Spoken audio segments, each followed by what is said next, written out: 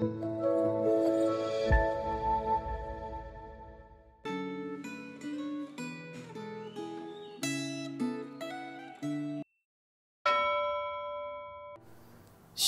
Bapak Ibu Saudara pendengar setia dari Gema Sinode GKY. Hari ini tanggal 31 Oktober, kita kembali merenungkan firman Tuhan yang berjudul konsisten dan kontinu. Mari kita berdoa terlebih dahulu sebelum mendengarkan firman Tuhan. Tuhan, kami bersyukur kembali kami diberi kesempatan mendengarkan suara Tuhan melalui Alkitab yang akan dijabarkan kepada setiap kami. Tuhan Allah Roh Kudus, tolong juga setiap kami agar kami yang mendengar boleh mengerti dan mempelajari apa yang Tuhan mau dalam hidup kami. Terima kasih Tuhan. Dalam nama Tuhan Yesus kami berdoa. Amin. Hari ini firman Tuhan diambil dari Kisah Para Rasul pasal yang kelima ayat 28-29. Demikianlah firman Tuhan. Katanya, dengan keras kami melarang kamu mengajar dalam nama itu. Namun ternyata kamu telah memenuhi Yerusalem dengan ajaranmu dan kamu hendak menanggungkan darah orang itu kepada kami. Tetapi Petrus dan rasul-rasul itu menjawab, katanya, kita harus lebih taat kepada Allah daripada kepada manusia. Amin. Sedemikian jauh bacaan firman Tuhan. Bapak Ibu Saudara, penolakan bisa membuat kita saat melakukan perubahan yang dianggap perlu menjadi kecewa, tawar hati, dan akhirnya putus asa. Pengorbanan kita bisa dinilai kecil, tidak dihargai, dan dimanipulasi. Dimanfaatkan oleh orang yang mengambil keuntungan dari diri kita. Semuanya ini bisa membuat kita patah semangat, berhenti, dan paling parah adalah mengasihani diri sendiri. Apakah Anda ingat terhadap kisah Marta dalam Lukas 10 ayat 40? Marta tampak sibuk melayani Tuhan Yesus, tetapi sebenarnya fokusnya telah bergeser menjadi melayani diri, reputasinya sendiri. Dia tidak look up, mengutamakan keinginan Tuhan, tapi look around, mengutamakan pandangan orang lain. Dan look inside, memperhatikan diri sendiri. Para rasul dicambuk karena terus-menerus mengajar dalam nama Yesus Kristus meskipun telah dilarang keras oleh Mahkamah Agama. Namun bukannya takut terhadap larangan itu, para rasul malah secara konsisten tidak berubah-ubah mengajar dalam nama Yesus Kristus. Meskipun ditolak oleh Mahkamah Agama, mereka tidak ragu-ragu untuk tetap menaati Kristus.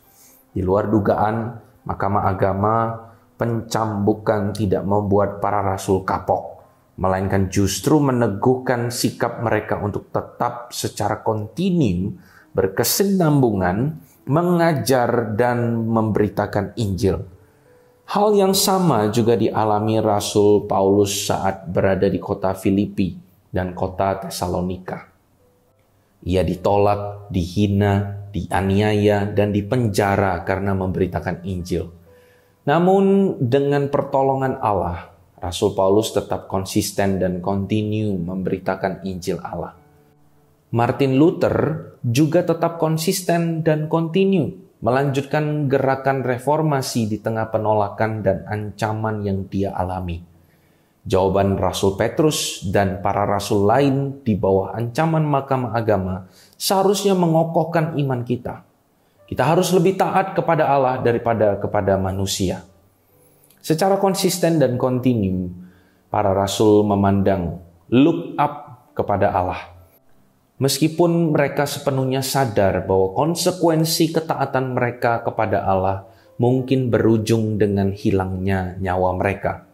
Akan tetapi, Allah secara konsisten dan kontinu menyertai mereka. Tuhan Yesus berjanji, ketahuilah aku menyertai kamu senantiasa sampai akhir zaman.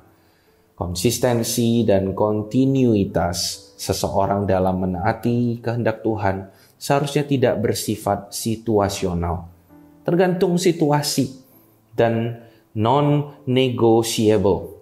Tidak dapat ditawar.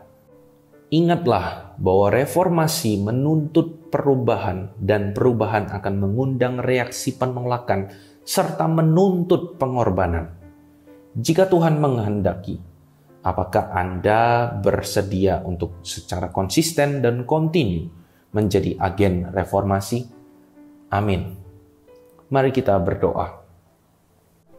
Bapa kami di dalam surga, ketika mendengarkan firman Tuhan ini, kami bersikap jujur di hadapan Tuhan. Sepertinya kami tidaklah lebih berani daripada para rasul waktu itu. Mereka berani berkata di depan orang yang menghalangi pekerjaan Tuhan yang mereka lakukan dengan berkata bahwa kita harus lebih taat kepada Allah daripada kepada kalian, yaitu para manusia. Kami seringkali justru memikirkan apa kata manusia, apa respon manusia, penolakan manusia. Tuhan, ajarilah kami memiliki hati yang lebih berani di dalam kebijaksanaan. Maka ketika pekerjaan Tuhan kami lakukan, kehendak Tuhan kami turuti, pikiran Tuhan dan diri Tuhan itu sendirilah yang menjadi pertimbangan kami. Biarlah kami diajarkan lebih taat di dalam Tuhan, agar lebih banyak lagi pekerjaan Tuhan bisa kami lakukan di dalam kehidupan kami sebagai para pelayan, para anak-anak yang melayani Tuhan. Terima kasih Tuhan. Di dalam nama Tuhan Yesus kami berdoa. Amin. Renungan kita selesai sampai di sini. Tuhan Yesus memberkati kita sekalian.